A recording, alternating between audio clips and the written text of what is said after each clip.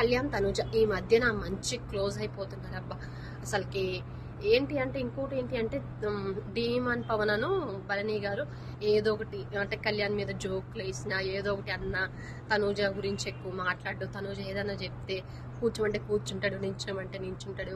తనుజ ఏదన్నా మాట్లాడినప్పుడు గట్టిగా మాట్లాడు.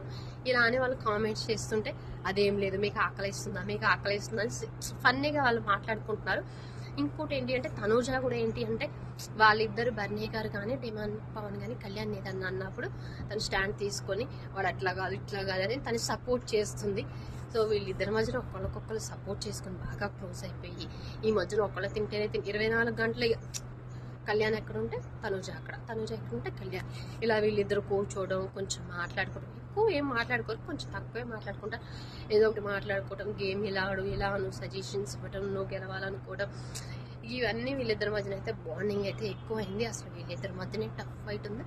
వీళ్ళిద్దరే ఆరామ్స్ అక్కడ కూర్చొని మంచిగా క్లోజ్గా ఇద్దరు, ఇంకా వాళ్ళిద్దరు వాష్రూమ్కి వెళ్ళినప్పుడు స్నానం చేసినప్పుడు విడిపోయినట్టుగా అనిపిస్తారు, కానీ మిగతా అన్ని టైమ్స్లో అయితే కలిసే ఉంటారు.